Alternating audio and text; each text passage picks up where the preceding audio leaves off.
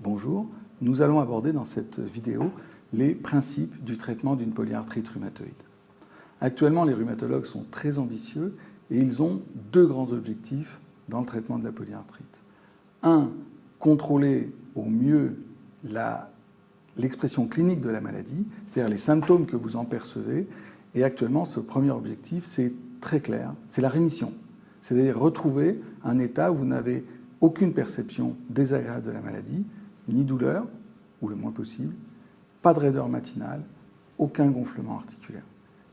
Cet objectif, il est la plupart du temps obtenu à l'heure actuelle, avec différents traitements.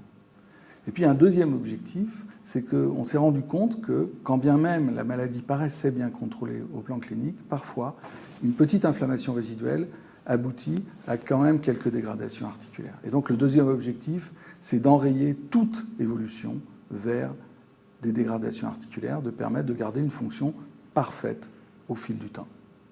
Alors, nous disposons de différents médicaments pour remplir ces objectifs. Une première famille de traitements qui sont les anti-inflammatoires, qu'on divise en deux familles de molécules, les anti-inflammatoires non stéroïdiens, des produits comme le Profénil, le Voltaren, l'Apranax, qui sont ces fameux anti-inflammatoires qui sont parfois mal tolérés au plan digestif et qui donnent mal à l'estomac. Et puis il y a un deuxième type d'anti-inflammatoire, qui est la cortisone. Et cette cortisone, souvent, elle a la mauvaise presse. Parce qu'en tant que patient, vous trouvez, on a tous l'image de gens qui ont pris trop de corticoïdes et qui ont des grosses joues, qui ont pris du poids, qui ont développé du diabète, différentes complications qui sont habituelles avec des corticoïdes pris à trop grosse dose et pendant trop longtemps. L'objectif de l'utilisation des corticoïdes dans la polyarthrite, ce sera d'utiliser cette cortisone le plus parcimonieusement possible, petite dose, juste au moment des poussées pour contrôler plus vite la maladie et en attendant notamment l'action des autres familles de traitements qui sont les traitements de fond. Ces traitements de fond, ils ont pour objectif de contrôler l'inflammation au long cours. Mais par contre, ils n'agissent pas vite, c'est pour ça qu'on a besoin des anti-inflammatoires. Ces traitements de fond, on les divise en deux grandes familles.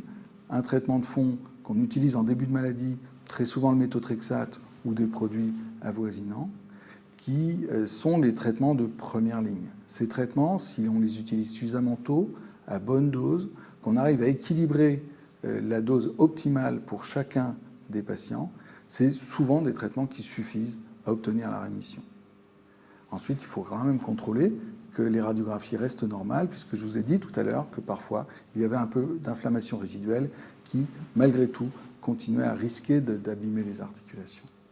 Et il y a une deuxième famille de traitements de fond qui sont utilisés quand on n'est pas parfaitement équilibré par le méthotrexate ou quand des petits signes de dégradation articulaire surviennent. Et ce sont essentiellement des traitements qu'on appelle les thérapeutiques ciblées ou biothérapie et qu'on vous expliquera encore une fois plus complètement dans une autre vidéo. Je vous remercie de votre attention.